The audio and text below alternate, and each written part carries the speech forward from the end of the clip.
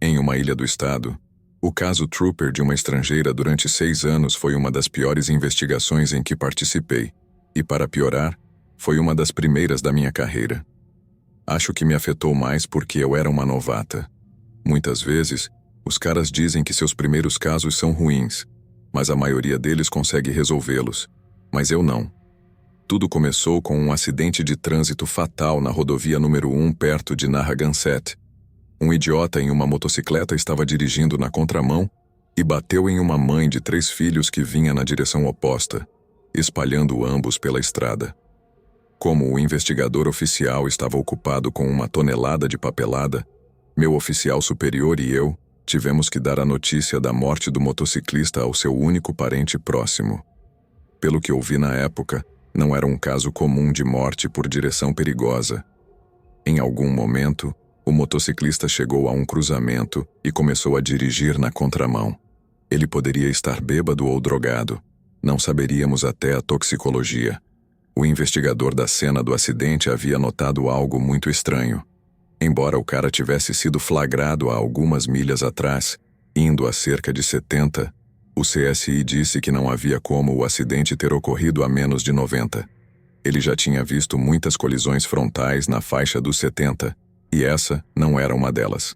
O dano tanto na frente do sedã quanto na motocicleta foi completamente catastrófico. E nosso investigador pensou que era uma espécie de loucura, uma maneira de tirar a própria vida levando alguém junto no caminho. De qualquer forma, ainda tínhamos que dar a notícia e tínhamos que fazê-lo de uma maneira adequada para a ocasião. Não se menciona que ele tirou a própria vida e se chocou contra a mãe de 3 filhos. Nada disso. O legista levou um tempo para obter a identificação do motociclista, mas finalmente conseguimos e, por sua vez, obtivemos o endereço da casa que ele compartilhava com sua esposa e filho. Fomos ao endereço e ele coincidiu com uma grande casa antiga em um bairro exclusivo. Então, dirigimos no início da tarde para tentar garantir que alguém estivesse em casa na hora da visita. Agora, olhando para trás, esta é a primeira parte que realmente começou a gerar alarme. Os sinais geralmente falam por si. Se uma pessoa morre em um acidente de carro nas primeiras horas da manhã, alguém relata seu desaparecimento algumas horas depois. Geralmente é um membro da família, namorado ou namorada que se preocupa com seu ente querido, incomumente ausente. Isso torna a identificação de um corpo muito mais fácil, pois podemos simplesmente extrair informações da lista de pessoas recentemente desaparecidas. Não estou dizendo que nunca temos casos em que uma pessoa não tem ninguém para relatar seu desaparecimento.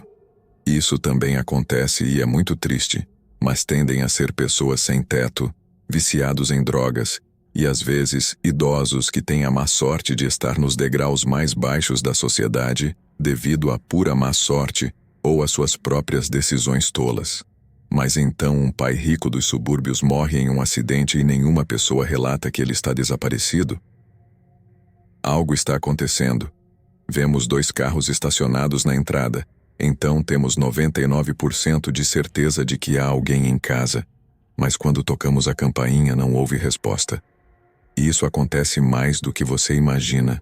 Uma pessoa pode estar tomando banho, usando fones de ouvido, fazendo trabalhos de jardinagem nos fundos, ou tendo alguma outra razão perfeitamente inocente para não vir à porta. Portanto, um procedimento padrão foi caminhar pela propriedade procurando qualquer sinal da esposa ou dos filhos do nosso motociclista. Depois de encontrar uma porta lateral aberta que levava ao quintal, caminhamos em direção a um tipo de varanda traseira que tinha grandes janelas de vidro voltadas para a cozinha da casa. Tudo parecia exatamente normal como deveria ser, exceto que perto da geladeira havia todo tipo de comida cuidadosamente espalhada no chão como pequenos membros de uma audiência. Apontei isso ao meu sargento, que estava ocupado olhando por uma das janelas laterais da casa, e ele olhou através do vidro por 1 ou 2 segundos antes de dar um passo para trás, usando um braço estendido para me levar com ele. Ele ordenou pelo rádio que tínhamos uma causa provável para entrar à força na casa. O que me surpreendeu porque tenho certeza de que não vi o que ele estava vendo para pensar que tínhamos razão suficiente para entrar. Mesmo assim, fiz o que ele disse enquanto meu sargento arrombava a porta, até que finalmente se abriu. Fico um pouco envergonhada em admitir, mas levei tanto tempo para ver o que ele estava vendo. Acho que uma maneira melhor de dizer isso seria fazer a pergunta que ele mesmo fez. Por que alguém simplesmente esvaziaria sua geladeira daquela maneira, até os móveis, incluindo as prateleiras de vidro no compartimento de plástico?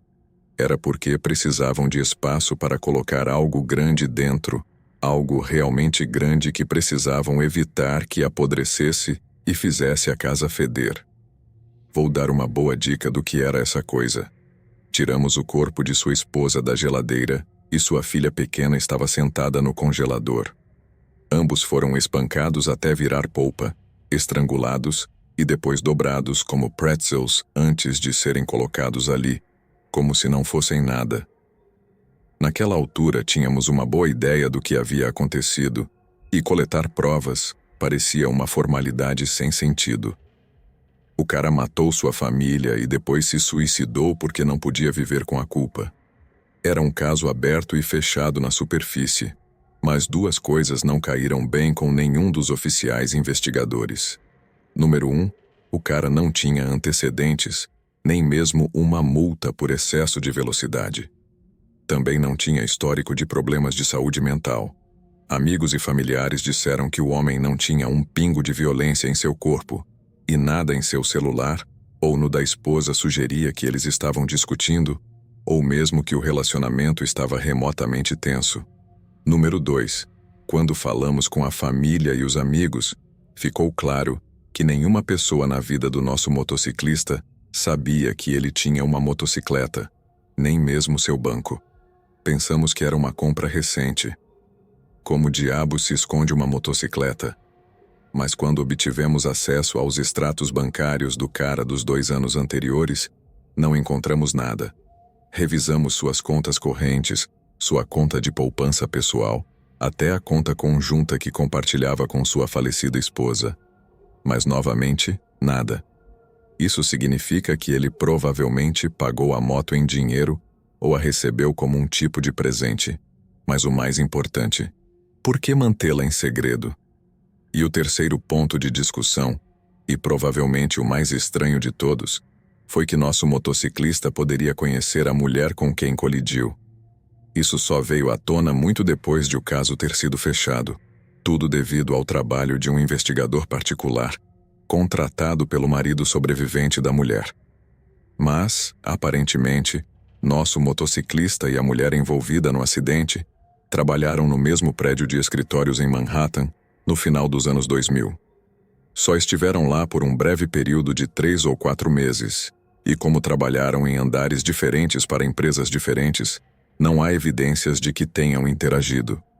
Mas nosso motociclista colide com uma mulher em um trecho escuro da estrada, e resulta que é uma pessoa com quem ele poderia ter compartilhado um elevador.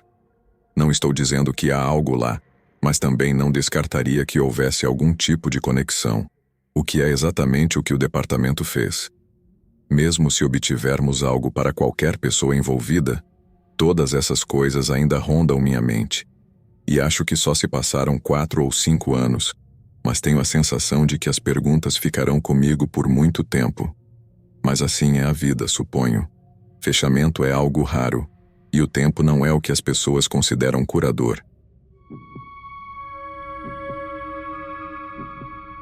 Durante os primeiros anos da minha carreira como assistente do xerife, houve uma investigação que se tornou incrivelmente perturbadora e permaneceu comigo todos esses anos. Recebemos uma chamada sobre um jovem que dormia em um carro no final de um caminho de terra. O proprietário da propriedade mencionou que tecnicamente o indivíduo estava invadindo propriedade privada, mas não queria denunciá-lo dessa maneira. Ele expressou sua preocupação de que o jovem parecia angustiado e poderia precisar de alguém para verificá-lo. Então foi isso que fiz. Dirigi até o local onde estava o carro do jovem e, quando digo jovem, provavelmente era um adolescente ou tinha pouco mais de 20 anos. Quando encontrei o carro, verifiquei a matrícula para ver se aparecia alguma informação. Descobri que o jovem havia sido dado como desaparecido e o carro pertencia à sua mãe, extremamente preocupada. Essa descoberta proporcionou um pouco de alívio e acreditei que provavelmente seria capaz de convencê-lo a voltar para casa se ele fosse cooperativo. Se ele fosse difícil, poderia prendê-lo por invasão de propriedade, da maneira que pensei que resolveria o problema. Aproximei-me lentamente do carro e notei que ele estava reclinado completamente no banco do passageiro da frente. Bati suavemente na janela, mantendo minha mão perto da arma até que ele acordasse. Mal terminei minha frase. Você se importa se tivermos uma pequena conversa? Quando percebi que o jovem não estava prestando atenção. Seus olhos estavam tão arregalados que parecia que iam saltar da cabeça e vi a cor desaparecer do rosto dele. De repente, vi uma arma na mão dele. Instintivamente, meu treinamento entrou em ação e rapidamente recuei enquanto sacava minha própria arma, gritando repetidamente para ele largar a arma. Tudo aconteceu rápido demais para que eu compreendesse completamente o que estava presenciando. Com um movimento fluido, ele mordeu o cano da arma, apertou o gatilho e tirou a própria vida. Ainda tremendo com a descarga de adrenalina, esperei a chegada dos reforços e dos paramédicos na tentativa de salvar a vida daquele jovem, mas infelizmente não pude fazer nada. Ele foi declarado morto no local, e coube a mim dar a notícia devastadora à sua mãe. Essa foi uma das tarefas mais difíceis que enfrentei e me deixou em choque por bastante tempo. Infelizmente, tudo o que compartilhei até agora, por mais importante que tenha sido, não é a razão pela qual me lembro constantemente do que aconteceu, mas sim a informação que aprendi depois, que realmente me aterrorizou. Consegui obter uma cópia do relatório de pessoa desaparecida dessa pessoa, que essencialmente continha todos os detalhes fornecidos pela mãe no dia em que ele desapareceu. Ela disse que acordou no meio da noite e sentiu cheiro de fumaça. Levantou-se da cama e rapidamente descobriu que a fumaça vinha de um incêndio em uma lata de lixo no quintal. Desceu as escadas, encheu um balde de água e o jogou sobre o fogo para apagar as chamas. Assumindo corretamente que havia sido seu filho quem iniciou o fogo, foi procurá-lo para confrontá-lo e descobriu que ele não só estava desaparecido, mas também havia levado o carro. Ela ligou para o 911 para denunciar seu desaparecimento imediatamente, e mais tarde naquela manhã, começou a tentar descobrir o que seu filho estava queimando. Era o computador dele, e pelo que parecia, também muitas de suas roupas. Todas estavam gravemente queimadas, mas não eram facilmente identificáveis. Uma rápida revisão do quarto dele foi suficiente para descobrir o que faltava. Aprendi tudo isso quando dei as más notícias e quando a mãe compartilhou tudo o que pôde comigo. Foi incrivelmente corajosa na forma como me perguntou o que deveria fazer a seguir. Como não havia evidência de que algum crime tivesse sido cometido, a decisão era essencialmente dela. Eu disse a ela que, se estivesse no lugar dela, tentaria recuperar os dados do disco rígido do computador dele, se fosse possível, pois provavelmente forneceria alguma pista sobre por que seu filho fez o que fez. Além disso, não tinha ideia do que faria na posição dela, perdendo um filho de maneira tão repentina e misteriosa. Nem consigo imaginar a dor que deve ter sido. No final, tudo o que pude fazer foi dizer a ela que me chamasse se precisasse de algo e oferecer meus mais sinceros pêsames. Passaram-se meses. Atendi a centenas de outras chamadas, mas a história daquele garoto se desvaneceu no fundo dos meus pensamentos. Então, um dia, a mãe me ligou com algumas novidades. Imediatamente após a morte do filho, uma das primeiras coisas que teve que fazer foi limpar o carro dele. Obviamente, contratou uma empresa privada para fazer o trabalho, com instruções de colocar tudo o que não estivesse muito manchado de sangue em uma grande bolsa de lona preta, para que a mãe pudesse revisá-la mais tarde. Levou um tempo para ela encontrar o que queria, sabendo que a maioria das coisas seria a bagunça que estava espalhada pelo carro. Mas quando finalmente chegou a isso, encontrou um velho folheto de menu de um restaurante em Oregon. Nunca tinha estado em Oregon e, pelo que ela sabia, seu filho também não. Então, obviamente, ficou confusa. Na parte de trás, Havia 2 números de telefone, um para um telefone fixo e outro para um telefone celular. Primeiro, ligou para o telefone fixo e descobriu que estava desconectado, mas depois de pesquisá-lo no Google, descobriu que estava registrado no nome de uma empresa de envios que dizia estar fechada permanentemente. Então, tentou ligar para o número do celular, e desta vez a linha tocou e alguém finalmente atendeu. Ela disse que a pessoa parecia um homem mais velho com algum tipo de sotaque, e quando mencionou o filho, a pessoa desligou. Ela tentou ligar novamente, mas o telefone não tocou, e tentou novamente mais tarde, mas foi desconectada. Ela parecia convencida de que o segredo do homem e da empresa falida tinham alguma participação na morte do filho. E se o relato dela for verdadeiro, não posso culpá-la em absoluto. Como não havia evidência de qualquer crime, nosso departamento não pôde tomar nenhuma ação além da nossa conversa inicial. Desta vez, não estava tão ansioso para sugerir um investigador particular. Qualquer coisa que ela tivesse descoberto era importante, perigosa e claramente perdida. Costumava acreditar que a incerteza seria sua ruína, mas depois percebi que descobrir a verdade também poderia ser fatal para ela. De todas as chamadas incomuns às quais respondi, acho que teria que recebemos uma chamada informando sobre um incidente de violência doméstica e ao 911, tanto a mulher quanto seu marido estavam feridos e, embora pior já tivesse passado, e ela precisava que alguns oficiais viessem buscá-lo e meu parceiro e eu acabamos sendo esses 2 oficiais.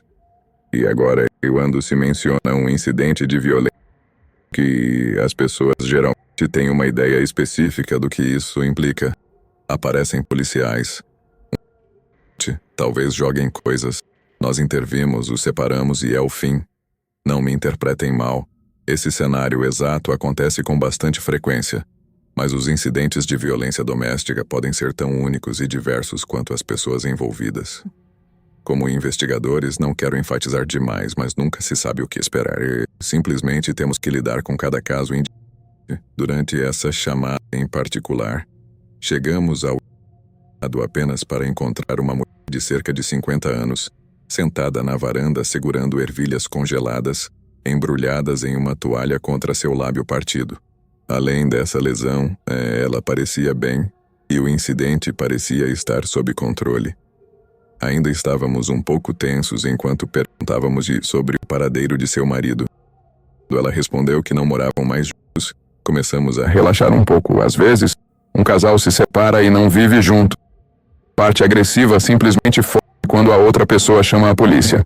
Assumimos que era esse tipo de situação e perguntamos se havia alguma possibilidade de o marido voltar em breve. Ela nos informou que estava bastante segura de que ele não voltaria, com suas palavras exatas. Como resultado, obviamente, nos sentimos mais à vontade e aceitamos sua oferta de entrar para tomar, que obviamente recusamos. Sentamo-nos no sofá e começamos a fazer as perguntas padrão. Ele a havia agredido antes? Ela sentia que sua vida para onde ele poderia ter ido. Durante toda a interação, algo que realmente me surpreendeu foi o quão feliz a mulher parecia. Suponho que era uma espécie de coragem diante da adversidade. Algumas mulheres e meninas não estão em condições de responder perguntas após um incidente violento envolvendo um namorado ou cônjuge. Às vezes têm muito medo, outras vezes são emocional ou fisicamente inquietos.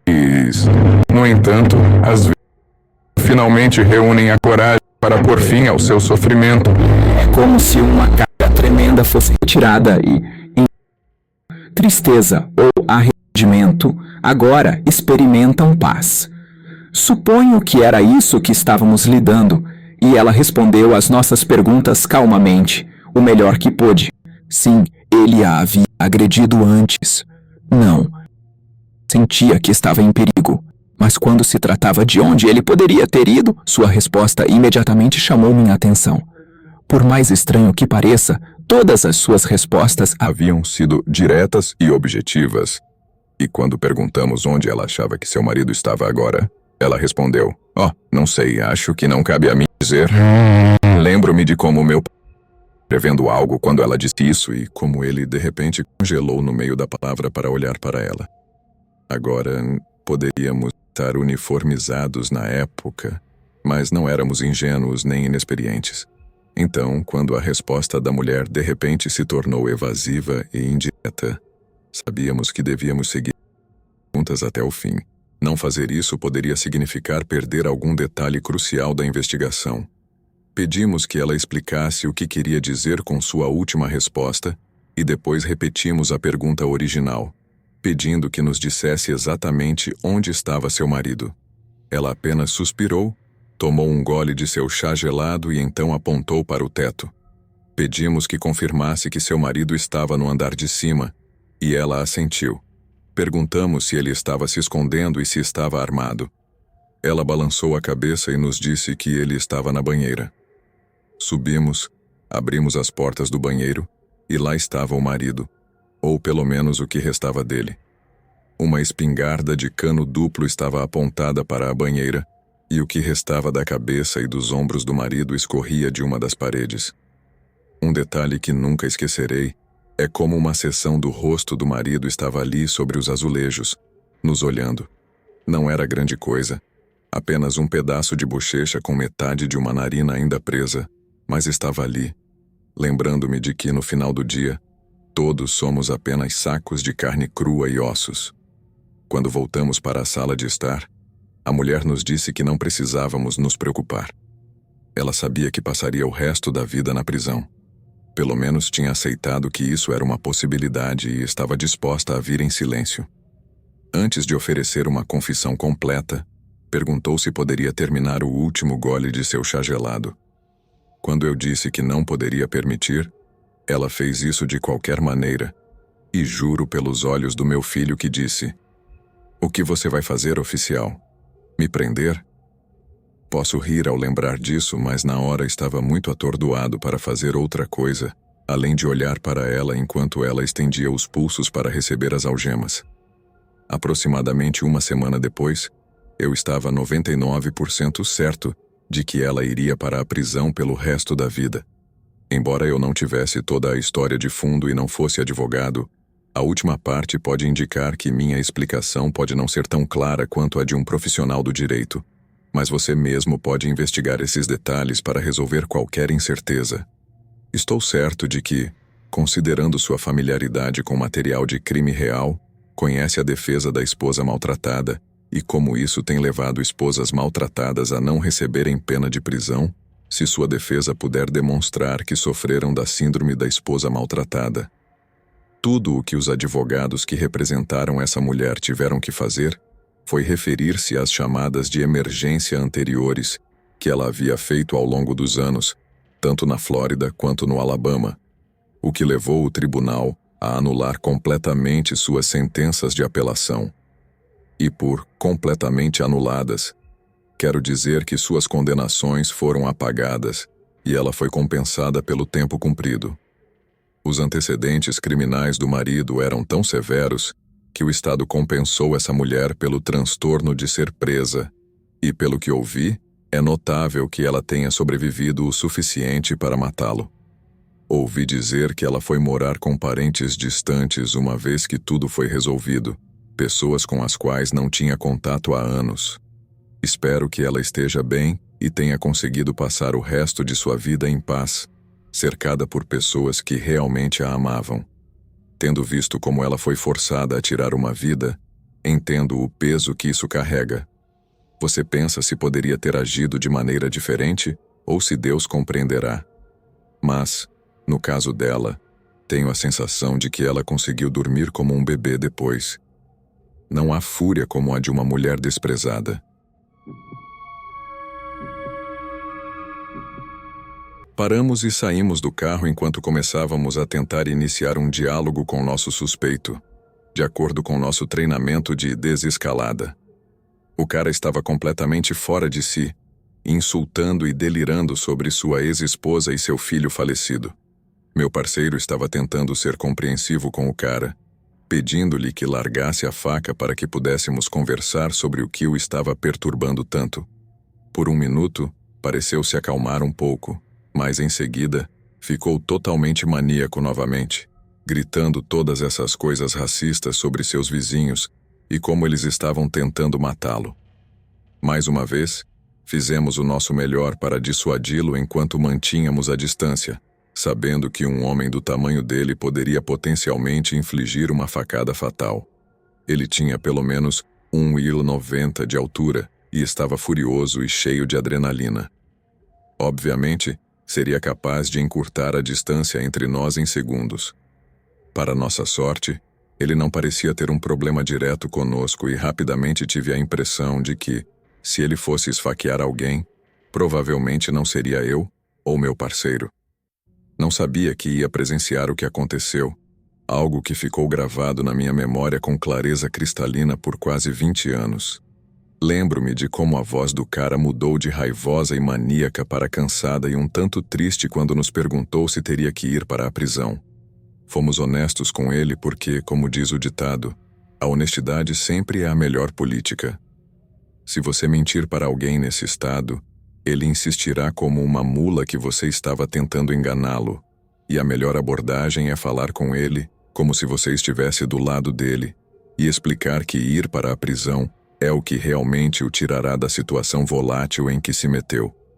Podem responder dizendo coisas como: "Você não vai, não vamos te levar para a prisão." Mas muitas vezes isso é apenas a fase de negação de aceitar que estão prestes a ser presos. Meu parceiro e eu tentamos guiar a pessoa por isso, sugerindo que poderia sair em algumas horas e que, se não pudesse pagar fiança, poderia receber crédito pelo tempo cumprido, já que na verdade não havia machucado ninguém. Sinceramente, pensei que essa abordagem o traria de volta à realidade. Ele já estava se acalmando e acredito que saber que não enfrentaria consequências severas permitiria algemá-lo sem luta. No entanto, em vez de se render, o homem nos olhou com uma expressão realmente triste e disse: "Sinto muito." E então enfiou a faca em seu próprio pescoço. Senti como se o tempo desacelerasse por 1 ou 2 segundos enquanto ele fazia isso. Inicialmente, segurou a faca para baixo como se estivesse se preparando para esfaquear alguém naquela espécie de estocada para baixo. Mas então veio o momento em que parou, olhou para a faca e a girou 180 graus antes de segurá-la firmemente com ambas as mãos. Pude vê-lo tentando encontrar a vontade de fazer isso, tremendo levemente antes de enfiá-la em seu pescoço. Tanto meu parceiro quanto eu gritamos: "Não faça isso, não faça isso!" Mas foi inútil. No entanto, não foi apenas que ele se esfaqueou no próprio pescoço, nem o som que fez, uma espécie de estalo doentio, enquanto rasgava o tecido duro de sua garganta, mas o fato de que ele puxou a faca e fez de novo. Meu parceiro reagiu antes que ele pudesse fazer mais, usando sua pistola de choque para incapacitar o homem antes de correr para tentar controlar o sangramento. A pior parte foi vê-lo esperar alguns segundos até que a pistola de choque perdesse sua carga antes de tentar cobrir as feridas. Como você provavelmente pode imaginar, ele não teve muito sucesso. O sangue literalmente jorrava entre os dedos do meu parceiro, e não acho que o homem tenha sobrevivido mais do que alguns minutos antes que meu parceiro abandonasse suas tentativas de estancar a hemorragia. Ele foi declarado morto no local, e quando os paramédicos chegaram, o homem parecia um fantasma.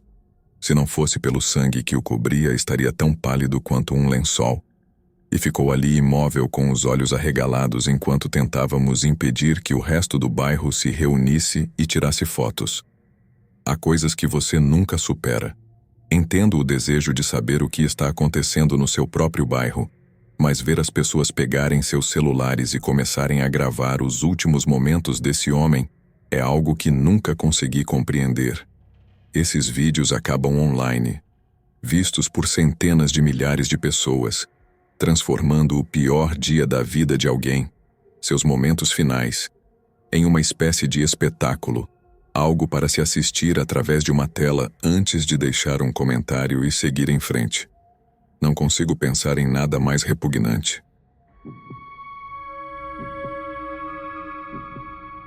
Durante quase 2 anos da minha vida, trabalhei disfarçado no noroeste do Pacífico.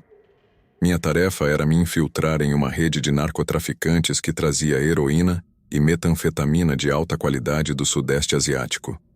Eles tinham toda uma rede de rotas marítimas lubrificadas com subornos supostamente facilitados pelo exército birmanês. Mas isso não era da minha alçada. Meu trabalho consistia em desviar informações sobre suas operações nos Estados Unidos com o objetivo de derrubá-las completamente. A primeira fase da operação envolveu estrangular suas finanças, interceptando envios e atingindo os traficantes, esse tipo de coisa. Exercendo pressão sobre uma organização como essa, você os deixa nervosos, e pessoas nervosas cometem erros. Mas traficantes experientes também reconhecem quando um policial parece estar se intrometendo demais. Tive muita sorte ao deter seus empregados, e logo começaram a me considerar suspeito. Essa é a parte que torna meu trabalho extremamente difícil e estressante. Em um ambiente assim, um oficial disfarçado está sujeito a uma prova de pureza uma após a outra. E como muitas vezes somos membros novos da equipe, somos submetidos a um intenso escrutínio. Mas a boa notícia é que se você mantiver a calma e interpretar seu personagem, quase não há como uma pessoa descobrir quem você realmente é. No trabalho disfarçado, coisas acontecem. E no passado, as pessoas estariam absolutamente em alerta e ainda seriam consideradas infiltradas. Mas para mim, sempre pensei nisso como álgebra. Um pouco de X, mais um pouco de Z, e eu tenho que ir para casa naquele dia. Não pense demais, apenas siga a fórmula. À medida que as coisas se tornavam cada vez mais intensas dentro da organização, os chefes recorriam cada vez mais a medidas extremas para erradicar os informantes. Certa vez, disseram a um grupo de caras que grandes remessas estavam chegando em diferentes momentos e lugares. Eu não tinha ideia de que era uma armadilha. Passei a informação para meus superiores e eles enviaram uma pequena equipe de vigilância para monitorar o local. Por um milagre, um dos caras acabou sendo detido com um mandado de prisão antigo, mas os chefes se convenceram de que a prisão foi apenas para encobrir que o preso não saiu vivo da cadeia do condado. E isso tirou um pouco da pressão de mim por um tempo. A operação esfriou um pouco para dar a impressão de que o infiltrado havia sido encontrado, mas depois, lenta mas seguramente, o trabalho voltou a aumentar. E com ele também as suspeitas. O principal executor da equipe em que me infiltrei era um cara que se chamava Hip, e todos estavam aterrorizados com Hip. Ele já era assustador o suficiente mesmo nas melhores circunstâncias. Normalmente, era ele quem estava encarregado de amarrar as pontas soltas e fazer os problemas desaparecerem. Mas desde que lhe encarregaram de farejar o traidor, ele e os chefes se tornaram incrivelmente paranoicos. Várias pessoas começaram a aparecer mortas em vários lugares. Alguns indivíduos foram levados para um trailer no meio do nada, para o que Hip chamava de verificação de antecedentes, e desapareciam por alguns dias. Depois, reapareciam com os olhos esbugalhados, exibindo hematomas ou ataduras. A equipe deles essencialmente torturava as pessoas, se não estivessem satisfeitos com as respostas às suas perguntas, na esperança de descobrir a verdade dessa maneira. Eu estava aterrorizado de ser escolhido, então tentei manter o melhor comportamento possível.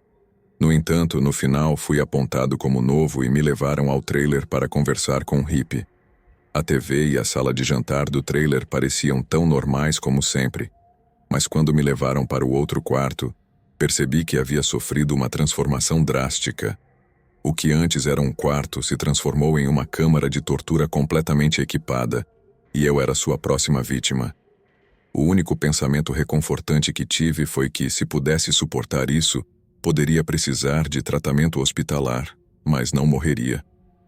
Sobreviver a essa última rodada de testes de pureza me beneficiaria enormemente dentro da organização.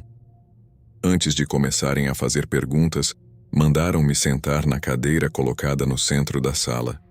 Enquanto obedecia, um dos homens de Hip tirou minha camisa, amarrou meus pulsos e tornozelos e depois derramou uma garrafa de água sobre minha cabeça. Inicialmente, Não fazia ideia do que estava acontecendo. Mas quando pisquei para tirar a água dos olhos e vi o taser na mão de Hip, percebi suas intenções. A parte mais doentia foi que eles me atingiram com o taser algumas vezes, a água amplificando os choques, apenas para testar minha resistência. O interrogatório nem sequer havia começado e já estavam me torturando para sua própria diversão. Refletindo sobre isso agora, acho que o objetivo deles era me fazer acreditar que o que estava por vir seria muito pior do que o aquecimento a que me submeteram. Continuei esperando que começassem a fazer perguntas, mas não o fizeram. Em vez disso, Hip se aproximou de mim, tirou uma fotografia do bolso do casaco e me mostrou. Era uma foto da minha mãe. Esse tipo de terror é mais parecido com uma sensação física, e era algo que eu não precisava fingir. Eu estava tão acostumado a sair de situações falando, mas aquela fotografia me deixou atônito em um silêncio aterrorizado. Informaram-me que tinham a capacidade de localizar qualquer pessoa. Se eu admitisse ser o informante, me prometeram uma morte rápida, garantindo a segurança da minha mãe. No entanto, se continuasse mentindo, me mostrariam um vídeo de sua tortura e assassinato antes de me submeter à mesma sorte. O que mais eu poderia fazer? Se dissesse a verdade, sabia que a matariam também. Foi tudo apenas um truque para me fazer confessar. Provavelmente já sabiam que era eu, por isso se deram ao trabalho de localizar minha família. Tinha que continuar com a mentira. Tinha que seguir minha fórmula. Então, menti. Menti e menti mais um pouco. Tentei desviar totalmente a conversa, alegando que não falava com ela há anos e que a pagaria para me dizer onde estava. Coloquei tudo o que tinha naquele pequeno discurso, adicionando um pouco sobre não ser a pessoa que estavam procurando, mas principalmente focando em derramar toda a minha emoção crua na minha reação totalmente improvisada sobre minha mãe. E funcionou. Hip disse que, quando encontrassem o traidor, me diriam onde a haviam encontrado, mas por enquanto eu deveria lembrar o que poderiam fazer comigo se descobrissem que fui eu quem canalizou informações para a polícia. Depois disso, me deixaram ir, e meus superiores tiveram que me dissuadir de querer cancelar toda a operação. Prometeram que haviam transferido minha mãe para proteção temporária e que ela estaria segura para continuar com o trabalho que eu tinha em mãos.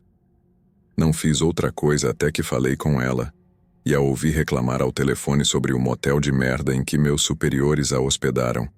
E isso foi cerca de 1 ano depois que entrei na operação. Vários meses depois, tudo havia terminado. Mas nesse tempo tive pesadelos em que via o vídeo da tortura da minha própria mãe quase todas as noites. Uma vez que a operação havia concluído e cerca de 60% da organização estava enfrentando longas sentenças, tive acesso ao arquivo completo do caso. E foi assim que descobri que não era o único infiltrado ajudando a derrubar todo o esquema. O FBI tinha um informante confidencial dentro da organização. E embora os relatórios não mencionassem o CI, com base nos relatórios acho que tenho uma ideia bastante clara de quem era o CI. Aparentemente ocupava um alto cargo no aparato de segurança da organização e havia sido parte integrante do esforço do grupo para se livrar dos informantes. A mesma pessoa que passava informações altamente sensíveis para a polícia havia sido acusada de encontrá-los. Foi um movimento de xadrez genial do FBI, resultando em quase todos no grupo sendo suspeitos ou acusados. Todos, exceto um. O cara que todos temiam. Acredito que o FBI teve acesso ao meu arquivo e obteve uma foto da minha mãe. Depois a ampliou para aumentar sua própria autenticidade e também minha credibilidade. Sabiam que eu colocaria minha mãe em um lugar seguro e que seu informante não cumpriria suas ameaças. Um dos poucos caras que conseguiu escapar das prisões em massa que marcaram a conclusão da operação, adivinhe quem estava entre eles? Isso mesmo, Hip. Sabia que era inútil acusá-los de qualquer má conduta. Eles simplesmente negariam que Hip fosse seu informante e negariam fornecer fotografias ao seu homem dentro da cooperação entre agências. Isso é bastante ruim na melhor das hipóteses, e muito menos quando você está lançando algumas acusações bastante sérias. No final, eu tinha 2 opções: acusar o FBI e potencialmente arruinar minha carreira, ou fechar a boca, absorver a glória e continuar avançando na minha carreira até o ponto em que ninguém pudesse fazer esse tipo de merda comigo novamente. Agora, trabalho em crimes financeiros em Tacoma e também tive meu próprio grupo de trabalho por um tempo. Os 2 trabalhos confortáveis que consegui colocando meu traseiro em risco várias vezes para os caras que me viam como pouco mais do que um peão em um grande jogo de xadrez. Você entra para a polícia com a ideia de que vai fazer a diferença, mas se passar tempo suficiente, percebe que você é apenas um figurante em um filme que continua e continua, até não sobrar mais ninguém para assistir. Nascido em 26 de março de 1946, Jared John Schaefer teve uma infância nômade que levou sua família ao Tennessee, Geórgia e, finalmente, à Flórida. As frequentes mudanças resultaram no que alguns chamaram de uma educação problemática e turbulenta, exacerbada pelo abuso e alcoolismo de seu pai. Para escapar do mau humor do pai, Jared passava muitas horas explorando as florestas e parques ao redor da casa de sua infância. Como resultado, ele desenvolveu um grande interesse pelo mundo natural, caçando esquilos com uma velha espingarda de ar comprimido Red Ryder e aprendendo a pescar em um riacho próximo. Diferente de outros meninos da sua idade, ele preferia fazer essas atividades sozinho. Seus colegas de classe lembravam de Jared como um tipo solitário que sonhava em se tornar um guarda-parque do Parque Nacional, e seus interesses ao ar livre continuaram com esse sonho até sua adolescência. No entanto, durante esse tempo, Jared também desenvolveu alguns interesses significativamente menos saudáveis. Enquanto voltava de uma de suas viagens de pesca solitárias, Jared seguiu por uma trilha que passava atrás de uma fileira de casas no bairro. Era uma tarde de verão, e embora o sol ainda não estivesse completamente escondido, os moradores locais estavam se preparando para dormir. Jared começou a espiar pelas janelas do quarto de uma mulher infeliz que, sem saber, lhe deu um grande espetáculo. E desde então, esgueirar-se pelas casas ocupadas por mulheres tornou-se uma de suas atividades noturnas favoritas. Em uma ocasião, acredita-se que Jared tenha roubado a roupa íntima de uma mulher que estava pendurada para secar em seu quintal. Ele fez isso como uma espécie de lembrança, mas quando chegou em casa com elas, sentiu uma compulsão profunda de usá-las. Era uma sensação diferente de tudo o que ele havia conhecido. Sim, ele havia roubado uma das posses mais íntimas dela, mas ao usá-la, sentia como se também tivesse roubado uma parte dela. Durante seus anos de ensino médio, várias colegas de classe de Jared começaram a olhá-lo com superstição odiosa. Barbara Collett, uma garota de sua classe, lembrou mais tarde que Jared não tinha amigos e que se sentia obrigada a enfiar a saia entre as pernas sempre que compartilhava a aula com ele. Ele praticamente ficava de cabeça para baixo para olhar por baixo da saia de uma garota. Ela relatou. Ela disse que Jared estava à beira da depravação criminal, mas o desprezo com que o tratavam o empurrou mais profundamente para seu lado mais sombrio. Ele começou a desenvolver fantasias intrincadas relacionadas à escravidão e ao sadomasoquismo. Uma vez, contou uma história de si mesmo amarrado a uma árvore em um local remoto, enquanto vestia roupas de mulher. Surpreendentemente para alguns, durante esse tempo, ele de alguma forma conseguiu manter a fachada de um atleta tranquilo, mas promissor. Ele foi membro do time de futebol durante o 2º e 3º anos da faculdade e desenvolveu uma reputação como uma espécie de garoto prodígio. Ele também jogou e se destacou no golfe nos campos da Florida Keys.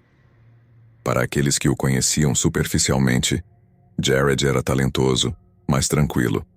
Como todos sabemos, são os quietos de quem realmente precisamos nos preocupar. Martha Fogg, sua parceira por um tempo, foi uma das poucas pessoas que realmente teve uma ideia de quem Jared realmente era. O casal se conheceu quando eram estudantes na Universidade da Flórida em Boca, onde ambos se juntaram a um grupo de canto do campus conhecido como South 66. Eles saíram intermitentemente por cerca de 2 anos. e depois de se casarem em dezembro de 1968, mudaram-se para uma pequena casa alugada em Fort Lauderdale. Os primeiros meses deveriam ter marcado o período de lua de mel proverbial do casal, mas em vez disso, seu relacionamento se desintegrou lentamente. Jared era incessante em suas demandas por relações conjugais, mas rejeitava qualquer pedido de tempo de qualidade em favor de longas viagens solitárias. Sentindo-se cada vez mais emocionalmente negligenciada, Martha pediu o divórcio em 2 de maio de 1970, citando crueldade extrema como motivo para isso. Embora não pareça haver nenhuma acusação formal de abuso físico, não seria totalmente escandaloso supor que estava ocorrendo. O divórcio ocorreu enquanto Jared estava tentando estabelecer uma carreira como professor, mas parecia ser um papel para o qual ele não era nada adequado. Ele foi demitido de seu primeiro emprego por se recusar a aceitar conselhos de seus superiores, além de impor continuamente suas próprias opiniões políticas aos alunos, gerando inúmeras reclamações de pais preocupados. Pouco tempo depois, Jared solicitou com sucesso uma vaga como professor na escola secundária Stana e começou a ensinar geografia lá em abril de 1970. Diziam que seu desempenho era no melhor medíocre e no pior, desagradável. Colegas de trabalho notaram uma arrogância desagradável, apesar de um conhecimento muito limitado do assunto. Menos de 2 meses depois ele foi demitido pela segunda vez. Antes que pudesse encontrar outro posto de professor, sua esposa o atingiu com os papéis do divórcio. Os 2 golpes, o divórcio e o desemprego repentino, deixaram Jared se sentindo perdido. Ele passou um período considerável de tempo viajando pela Europa e pelo norte da África, e embora não esteja claro o que fez durante esse tempo, voltou com uma visão singular. Em 1º de setembro de 1970, Jared solicitou uma vaga no Departamento de Polícia de Wilton Manors, no condado de Broward, Flórida. Ele mentiu por omissão em sua inscrição e não mencionou que havia sido demitido não uma, mas 2 vezes de cargos de serviço público. No ano seguinte, foi oficialmente admitido na polícia do condado de Broward e se formou como policial patrulheiro no final do ano, com apenas 25 anos. Pouco depois de se tornar oficial de polícia, Jared se casou com Teresa Dean, de 19 anos. Embora seu casamento estivesse longe de ser harmonioso, era consideravelmente menos volátil que o primeiro. Em março de 1972, Jared recebeu elogios de seus superiores por sua conduta corajosa durante uma operação em uma casa de drogas. No entanto, seu desempenho geral foi incrivelmente pobre, e apesar de sua coragem durante a operação, Jared desenvolveu uma má reputação por outra razão. Ficou evidente que Jared gostava de fazer fiscalizações de trânsito apenas para motoristas do sexo feminino, e circularam rumores de que ele estava abusando de sua posição de poder para obter informações pessoais sensíveis delas.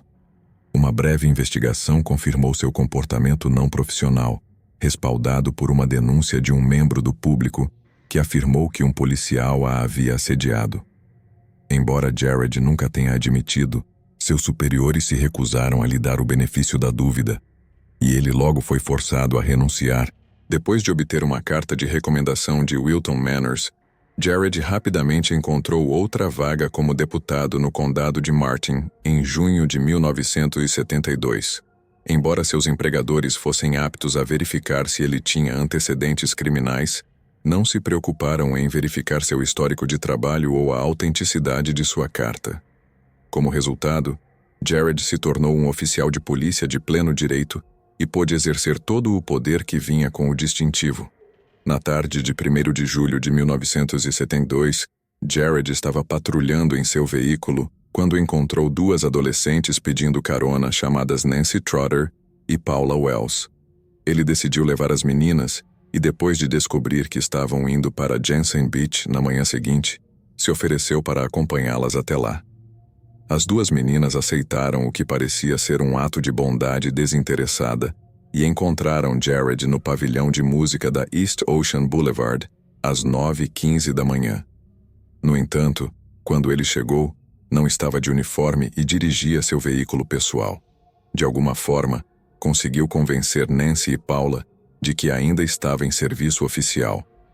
As duas meninas subiram em seu carro e partiram. No entanto, pouco tempo depois, Jared propôs um breve desvio para mostrar-lhes um antigo forte espanhol perto da ilha Hutchinson. Ainda era relativamente cedo naquela manhã, e Jared havia sido gentil o suficiente para oferecer uma carona. Então Nancy, de 18 anos, e Paula, de 17, aceitaram a oferta. No entanto, logo viveriam para se arrepender de sua decisão.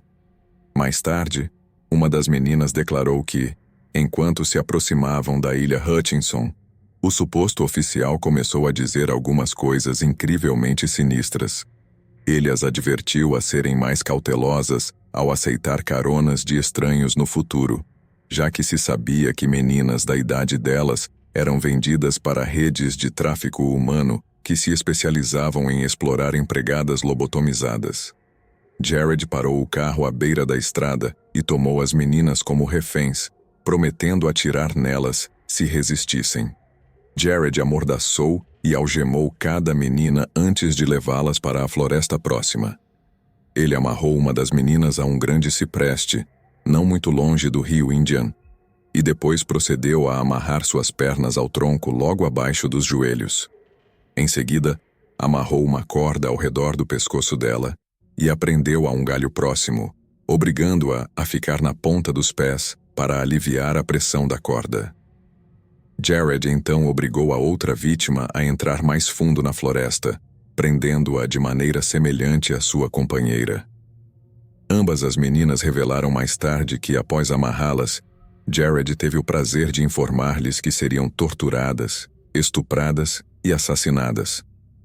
Sua salvação chegou na forma de um incidente que parecia uma intervenção divina. De repente, o rádio de Jared ganhou vida. Ele o estava carregando apenas para parecer legítimo, mas justo quando estava prestes a executar seu terrível plano, o rádio ligou e o próprio xerife do condado se dirigiu a Jared pelo nome. Houve uma emergência no departamento que exigia que todos os oficiais de reserva se apresentassem imediatamente no escritório do xerife. As meninas contaram as palavras de Jared. "Tenho que ir, mas não tentem fugir porque voltarei em apenas 1 minuto." Felizmente, ele não voltou logo. De fato, a emergência o manteve longe de suas prisioneiras por mais de 2 horas, dando tempo suficiente para que as 2 meninas tentassem escapar. Quando Jared retornou, descobriu que as 2 meninas haviam desaparecido e tomou uma decisão chocante. Contatou o xerife do condado, Robert Crowder, admitindo que havia feito algo muito estúpido e que ele ficaria muito bravo com ele.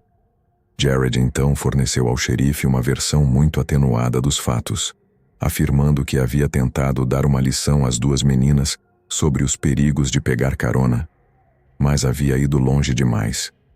O xerife Crowder, junto com o tenente Melvin Waldron, dirigiu pela estrada estadual da Flórida A1A, onde encontrou uma adolescente desesperada e parcialmente amordaçada, caminhando por um riacho raso não muito longe da estrada. Ela estava fazendo isso para evitar ser detectada pelos motoristas que passavam, mas, infelizmente, o xerife Crowder a alcançou antes de Jared. Era Nancy Trotter, de 18 anos, e ela estava completamente aterrorizada. Depois que as meninas contaram sua história ao horrorizado xerife do condado, Jared foi preso. Ele mais uma vez afirmou que os sequestros foram bem intencionados, mas o testemunho das meninas foi condenatório. Uma das meninas afirmou ter escapado se contorcendo contra suas amarras enquanto se balançava em um galho exposto. Crowder ficou indignado e demitiu Jared antes que ele fosse acusado de sequestro e agressão agravada 2 semanas depois. Jared de alguma forma reuniu a fiança de $15.000 que precisava pagar e voltou para sua segunda esposa em um condomínio próximo. Seus amigos e familiares acreditavam que ele era inocente, já que apenas sua primeira esposa havia visto seu verdadeiro rosto. Eles acreditavam que Jared se declararia inocente, lutaria em sua defesa e seguiria em frente com o incidente, independentemente do resultado. A realidade era que tudo estava apenas começando. Em 27 de setembro de 1972, Jared encontrou Carol Place, de 17 anos, e sua amiga Georgia Jessup, de 16. As duas meninas reconheceram Jared de um centro de educação para adultos em Fort Lauderdale e aceitaram seu convite para sair quando ele parou seu carro para cumprimentá-las naquela mesma tarde.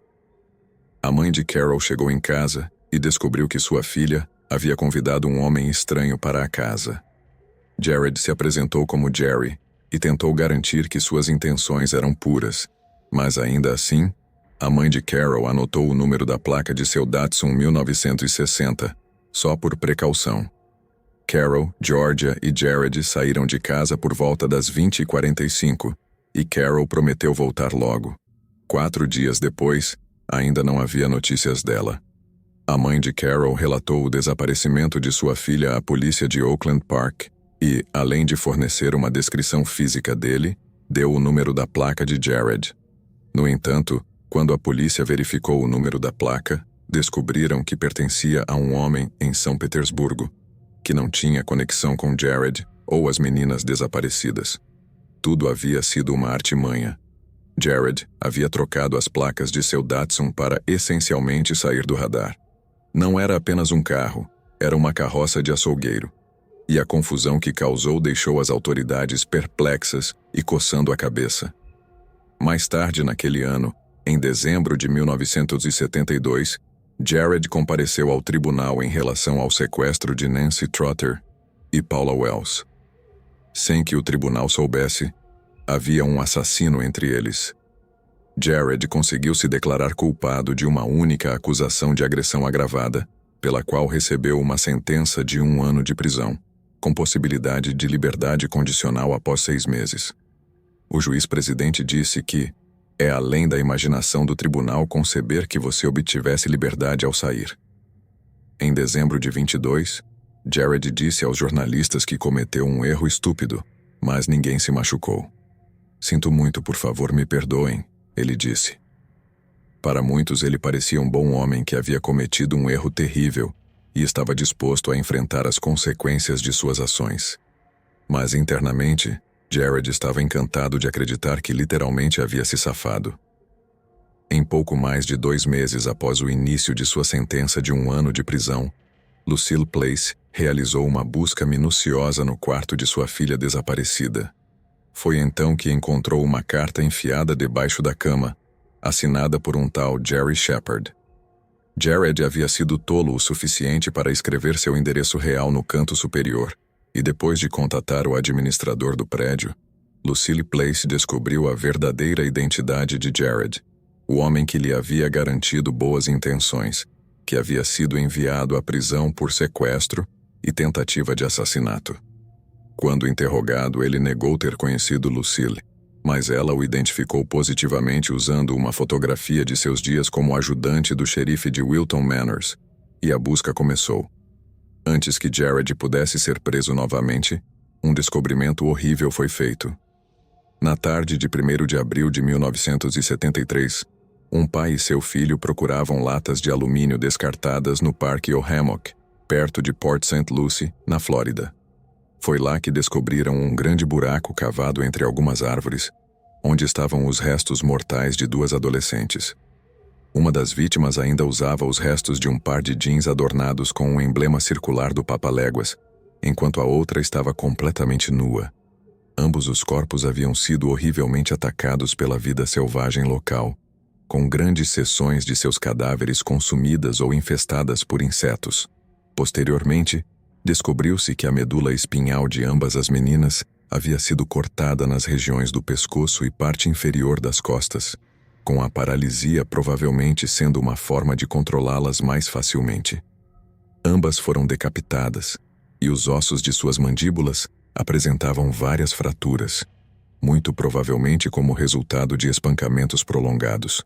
Marcas profundas de arranhões na base de uma árvore perto da cova rasa indicavam que uma ou ambas as vítimas haviam sido suspensas dessa árvore por tempo suficiente para deixar uma impressão pronunciada. Mas o mais condenatório foi que as iniciais GJ haviam sido gravadas na casca da árvore, representando sem dúvida a primeira parte do nome Jared John. Os corpos das meninas foram levados ao médico legista do condado de Dade para identificação.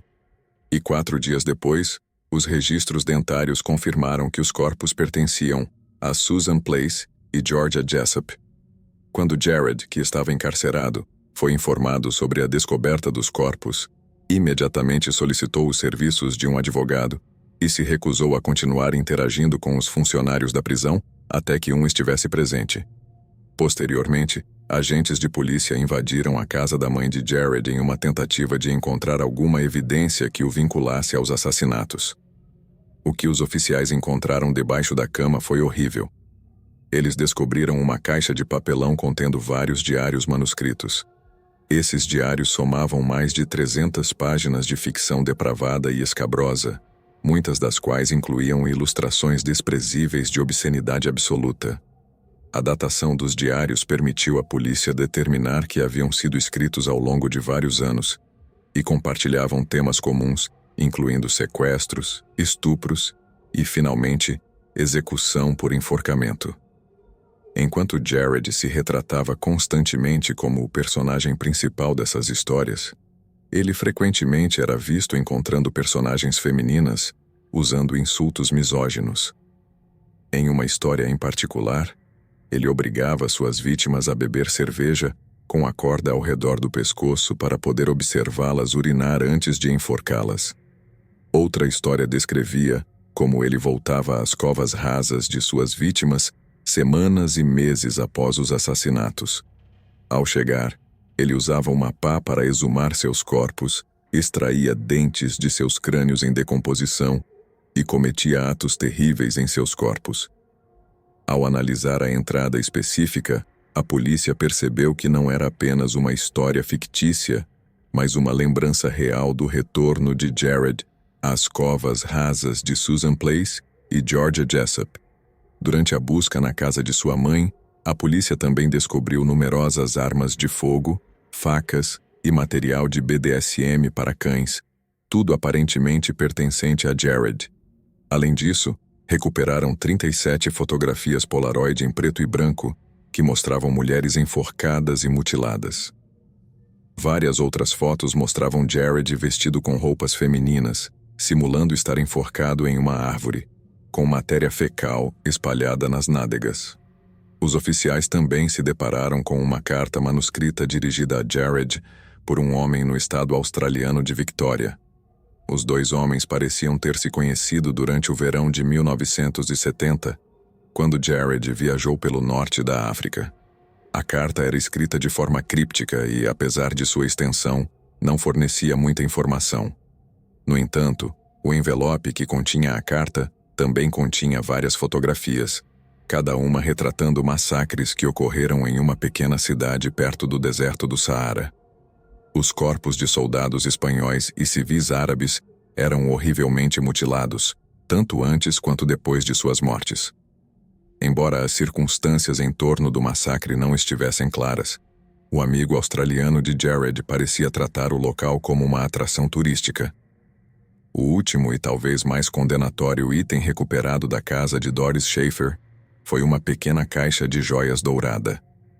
Ao abri-la, os oficiais descobriram passaportes, pequenas peças de roupas e joias pertencentes a uma variedade de mulheres e meninas diferentes. Algumas, como um medalhão inscrito com as iniciais MTN, foram vinculadas a pessoas desaparecidas ou assassinadas. No entanto, descobriu-se que uma peça inscrita com o nome Lee pertencia a Lee Hanlin Bettis, que havia sido vizinha de Jared quando ambos eram adolescentes e estava desaparecida desde setembro de 1969. A polícia também descobriu uma carteira de motorista de Barbara Ann Wilcox e um passaporte de Colette Marie, que haviam sido reportadas como desaparecidas em janeiro de 1973. Além disso, encontraram pedaços de dentes e ossos escondidos ao redor da propriedade, pertencentes a pelo menos 18 vítimas diferentes, o que significa que o número total de assassinatos de Jared foi muito maior do que o esperado. Em 18 de maio de 1973, Jared Schaefer foi formalmente acusado de assassinato em primeiro grau e transferido para o Hospital Estadual da Flórida. O Dr. Benjamin R.H.B. realizou sua avaliação psiquiátrica com uma seção de seu relatório descobrindo evidências de consideráveis sentimentos paranoicos e raiva que irrompiam com pouco estresse. Observou-se que examinadores anteriores também consideravam este paciente como portador de um transtorno de caráter.